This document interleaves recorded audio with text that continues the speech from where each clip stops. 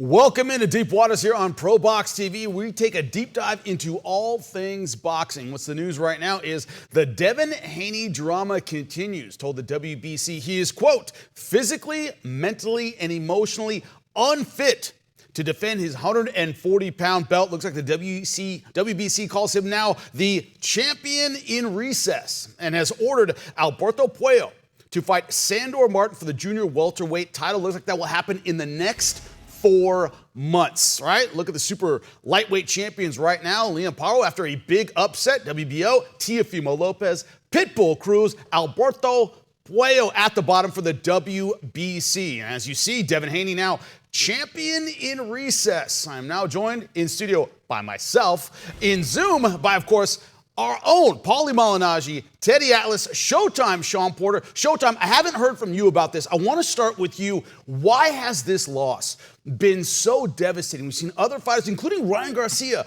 bounce back from huge losses to get big fights. Why has this been so devastating personally and career-wise for Devin Haney after this fight, after this loss? It was comparatively competitive. What's your thought on it? It's like for everything, you know what I mean? We as kids, I know Devin, especially, there's pictures of this video of him walking to the ring with Zab Judah carrying his belts. These are the moments and the nights that he's aspired to do and be a part of for a very, very, very long time. On top of that,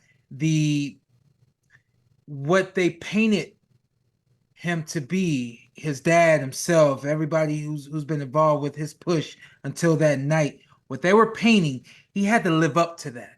And he's been able to do it. He's been able to deliver and live up to it from day in and day out.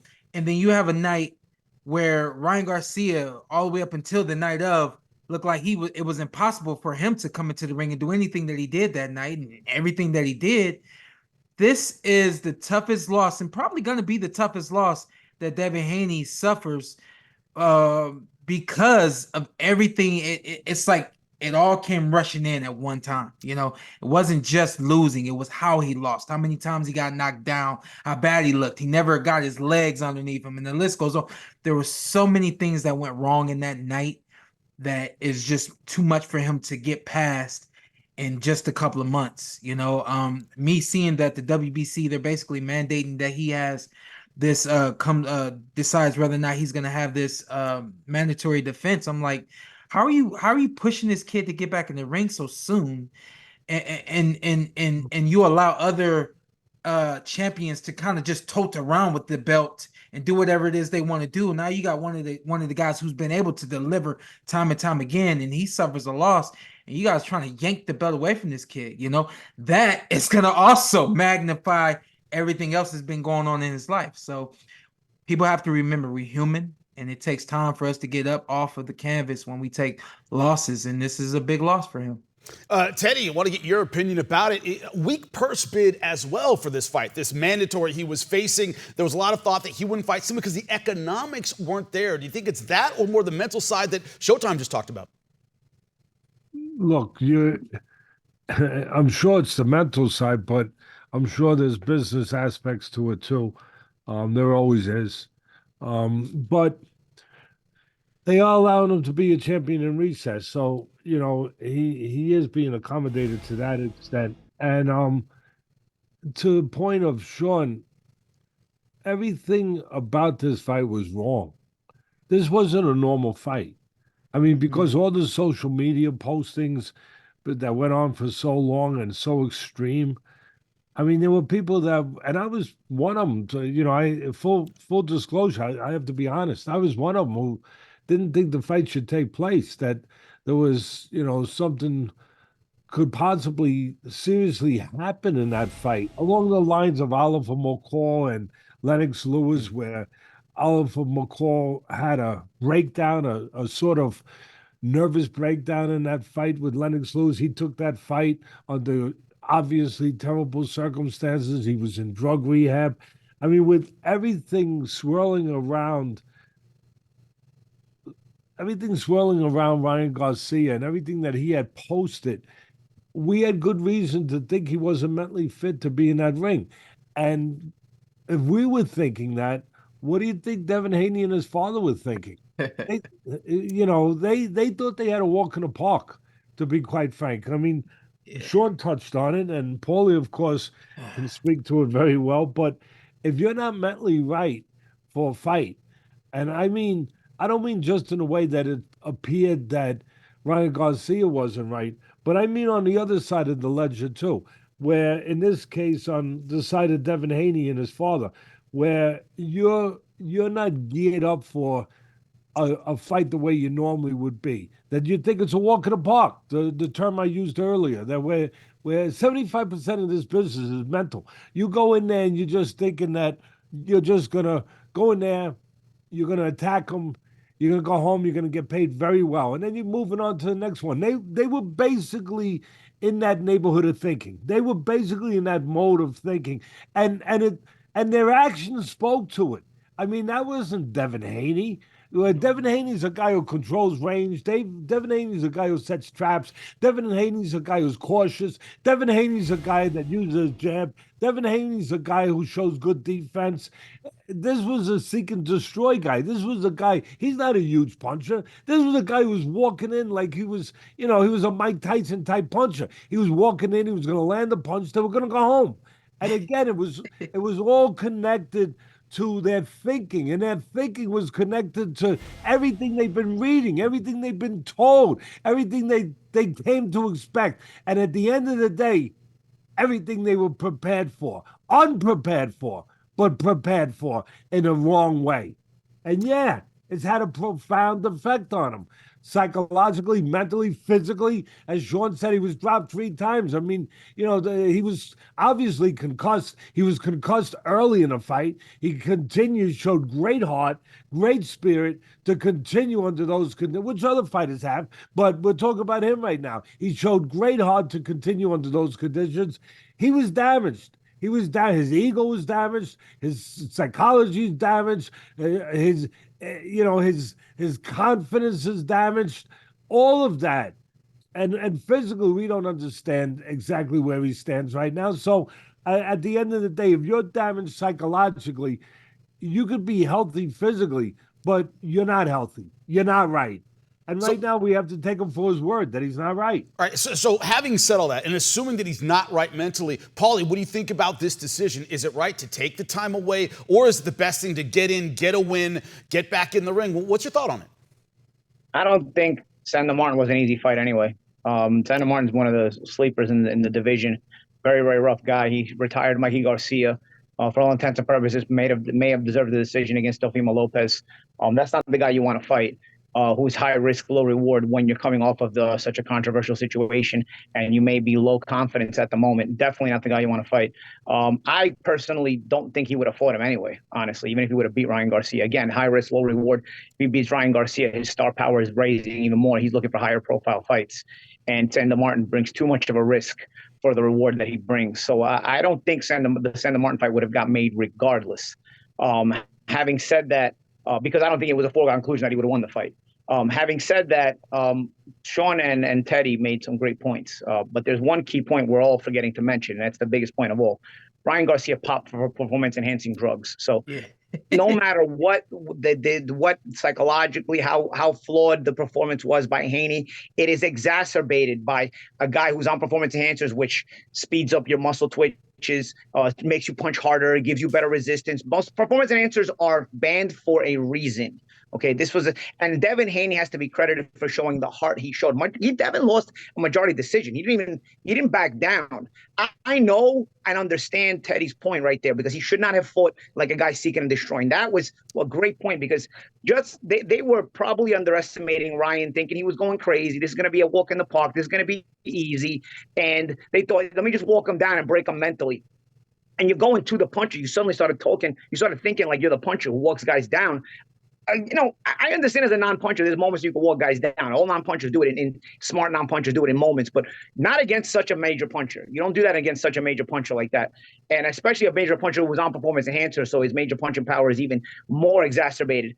I think Devin Haney deserves credit for the heart he showed in the fight, because not only did he go 12 rounds, you've got to be in excellent shape. So he was very prepared. To go 12 rounds when you're concussed like that, you've got to be in excellent shape. You cannot do 12 rounds concussed if you're not in shape. Okay, so the fact that he went 12 rounds showed he was in shape. It showed he had heart on top of being in shape. Because even if you got heart, if you're not in shape, you still won't get to 12 rounds when you're concussed.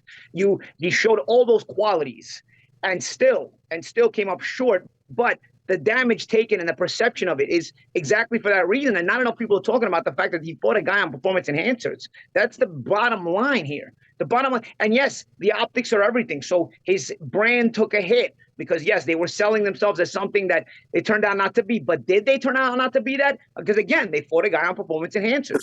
So the perception is they turned out to not to be that. We don't know if they would have turned out to be that, what they're telling you, if you're not fighting a guy on performance enhancers. The performance enhancer is the bottom line to this fight. And, of course, that has a domino effect to all the moves afterwards. I don't think he would have fought Sandor Martin anyway, but I think now he's going to avoid Sandor Martin for a different reason than it would have been otherwise, which would have been that he's become too big to fight an opponent like Sandor Martin before this.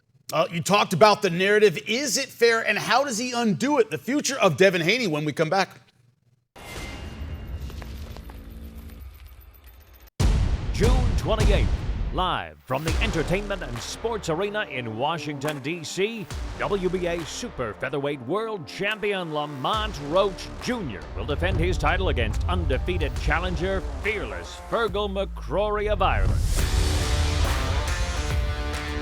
Catch all the action live in Washington, D.C. on ProBox TV, or even better, download the ProBox TV app.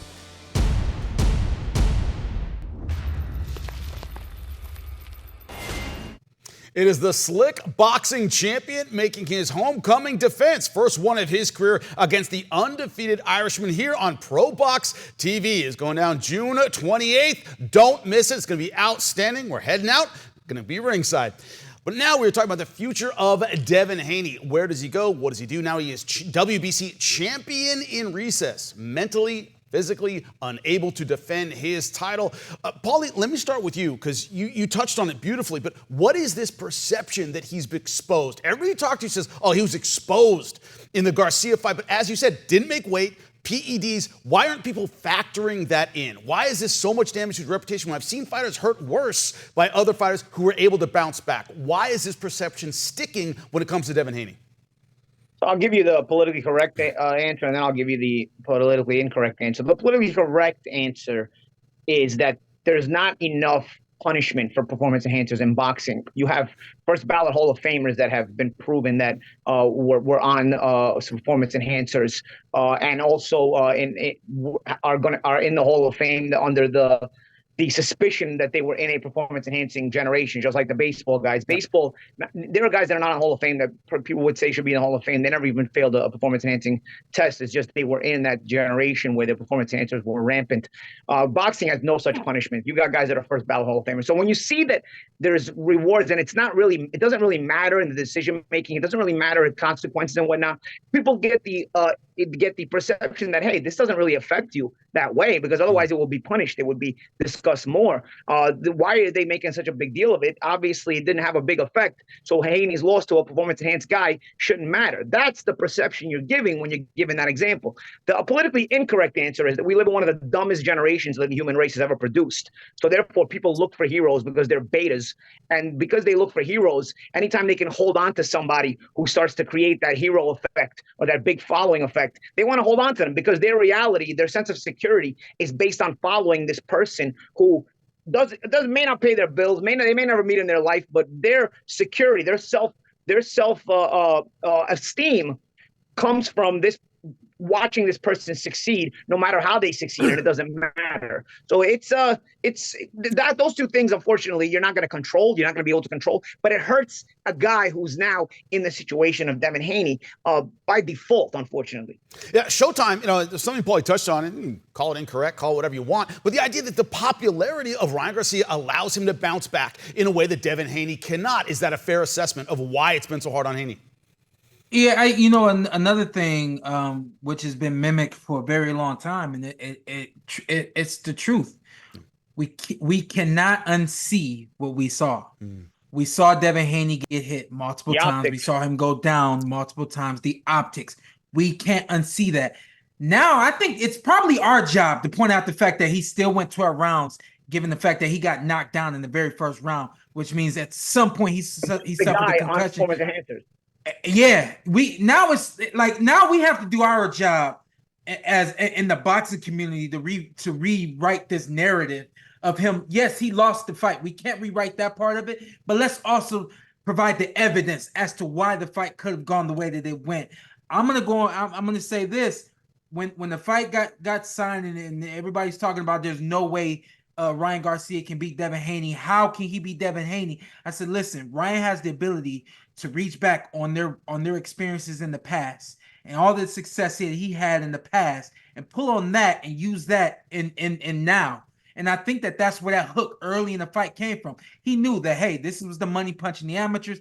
This could be the money punch now. The other side of that people don't talk about, Devin Haney, what did they do? They pull on what they did in the amateurs. He had no power in the amateurs. We were faster than him in the amateurs. We were quicker than him in the amateurs. We were the better boxer. The only reason why he won was because of the judges. And they went to the ring with all that, and on top of the fact of everything that Ryan was doing and saying before the fight, and they didn't expect it to go that way. When you have your mind made up that this is what's going to happen and this is exactly how it's going to happen, and it goes so far the other way that you could not have even dreamt it, now you're faced with the real reality. So that's why it's so hard for Devin Haney right now. This reality is just not the reality he expected to be living in right now. Teddy, very simple. How does he get it back? Can he get it back taking some time off? You come back and you win. That always gets it back. There you go. That's a pretty simple formula, right, Sean? Right, Yeah. Paulie? I mean, you come back and you win. That'll get it back. Both of the champions make really excellent points. They really do. We should be celebrating how miraculous it was that he survived, and Paulie started us on this. Paulie really brought us back to where we needed to be. It should be celebrated how miraculous, how incredible it was that he survived with a guy came in overweight and on PEDs, and knowing that he was on those things, knowing he was going to have that advantage, knowing he was going to have his power enhanced, knowing he was going to be in there with that kind of advantage, knowing he was going to be in there with a smaller guy where, he was going to be able to do the things and have the effect on a smaller guy with what was pumping through his veins. We should celebrate that. We should understand that, but we don't. We move on to the next guy. We move on. And then quite frankly, Paulie made a good point about the mentality of people. It's such a the people have no attention span. They have such a short attention span nowadays. It's my grandchildren have longer attention spans. They really do. Where if you don't make something like a Spider-Man movie, like or a Hulk movie or a Thor movie, like people ain't watch. You make a movie that is just a real solid movie, a movie about about life and about different aspects that are really intriguing and interesting. Nobody, for the most part, wants to see it. They want instant gratification. They want something. They want what the word that Sean used earlier, that hook. They want something to bring you in, something meaty, something like spectacular, something crazy, something that that is out of the world. Like and with Sean, I mean with Ryan, they get that. They get all that crazy. They want something crazy. They want something. They want to go to the movies and see something that is Freddy Krueger. They want to see something that is just. I don't know if it's to pique their curiosity, but it's something that is it's not enough just to be good. That was the problem with Haney. He was just good. He was just good, and he was a top pound for pound guy, and he was just good. And now he lost, and he got dropped. And people, again, they're forgetting that he got dropped with the guys with PEDs. They're just looking at him as yesterday's news. They're looking at him a guy who was just good. Now they're looking at Ryan Garcia with his 20 million followers or his 15 million social media, and that's part of it too. And they're saying, oh, we're going to a Spider-Man movie. And they'd rather go to a Spider-Man movie than they'd rather go to, to a movie where a guy is just good, where a guy is in a park and he walks off into the sunset with his father, and it was a nice story. They don't want a nice story. They want something that is gritty and that is crazy. Anyway, this whole world's crazy. What are you going to do? Well, what we can do is talk about the future at 140 pounds. You saw the list of champions who might emerge in Devin Haney's absence. We discuss it right after this. June 28th, live from the Entertainment and Sports Arena in Washington, D.C., WBA Super Featherweight World Champion Lamont Roach Jr. will defend his title against undefeated challenger, fearless Fergal McCrory of Ireland. Catch all the action live in Washington, D.C. on ProBox TV, or even better, download the ProBox TV app.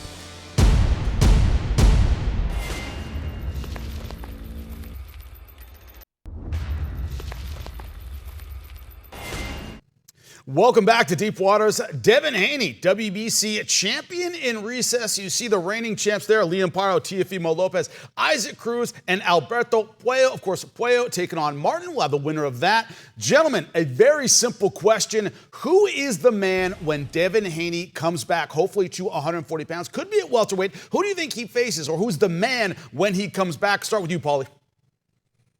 Probably none of those guys. I think he'll face a mid-level contender trying to work his way back in, and it'll be something he needs to do, and just to kind of test the waters and see how he looks, how he feels getting hit again, and so on and so forth. But in the meantime, the weight class will continue to move and thrive. It's a weight class with a lot of fun fighters.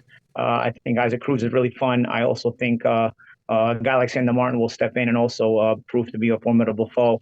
And of course, we got William Paro, a new world champion. There's a lot of fresh blood in this weight class, a lot of good blood in this weight class, and I think it'll be fun for when the time comes that Devin does return. Difficult weight class. Yeah, Showtime, very fun, but Devin Haney getting out, it mixes up the weight class. There is room. Who do you think is on top when Devin Haney comes back? I think right now, seeing Teofimo Lopez on that list, I think that's probably the only name at 140 that we would expect to see on that list right now. Obviously, we know what Isaac Cruz has been and has done, but only at 135. He's just gotten to 140. I tell you that the dark horse to me right now is Alberto Puello. I think that I just looked at it. He's 29 years old at 140. I think he's got his man strength, and I think that he's a tough competitor for anybody. Obviously, we didn't know anything about him until he got in the ring with Antoine Russell right there. Yeah. Now we found out who he is, what he's about. I think he's a tough guy, tough competitor at 140. But like Paulie said, it's probably the most competitive division in boxing right now. Teddy, simple question. As the coach, who do you think is on top when Devin Haney makes his return, whenever it is? Well, I'm with Paulie. I don't think that they're jumping in with any of these guys right away. And they have the right not to. You don't just jump in the deep end of the pool, after you almost drowned. You get in the little bit of shallow end. I mean, I know you can't get in too shallow. You're not going in the wading pool, but you have to do it in increments. And coming back, there's a reason why he's a champ in recess, why he's been asked to not fight. He's mentally not right, as his father and him said. He's physically not right. But as far as the top guys, as far as talent, ability, I'll start first as far as excitement value. The fun guy to watch is the guy that Paulie touched on, Cruz, Pitbull Cruz. I mean, he's got to be the guy that's the most fun to watch. As far as pure talent, you probably say Teofimo, but he's up and down. He's hot and cold. You don't know, really. You just don't know what you're going to get from him. He sometimes fights down to his opponent. And that'd be the best thing for me to say, that it's a case that he fought down to his opponent's ability. Then at least I could explain it. Otherwise, I can't explain it. Why he could look so damn good one minute and then, ordinary the next. But I'm going to go also with Sean, what he touched on, Puello. Puello really impressed me. I mean, he's big, he's strong, he's tall, he's long. he can counterpunch. He doesn't waste anything. He's a sharpshooter. He's accurate. He throws educated punches. You know, he's more prone to fight on the outside, where he can use those skills out there, where he can pick you up coming in, set traps, counterpunch beautifully, but he can also go inside. He can deal with it inside, nice short, educated punches on the inside. That's really, he beat Russell at his game. You know, he beat Russell on the outside, counterpunching, but then when he had to fight on the inside, when Russell tried to break his body down, he was able to hold his own and do better than hold his own. So he's very dimensional, very talented guy. He's the new guy on the block. He's definitely a guy that you wouldn't want to jump in the ring with right away. It's going to be very, very interesting at 140 pounds. Time to say goodbye, but before we do, we here at ProBox TV want to give our support to a legend, Roy Jones Jr., dealing with a personal tragedy that most parents can't understand. We appreciate you. We love you. We have your back for everything you've given to us. We're with you, champ.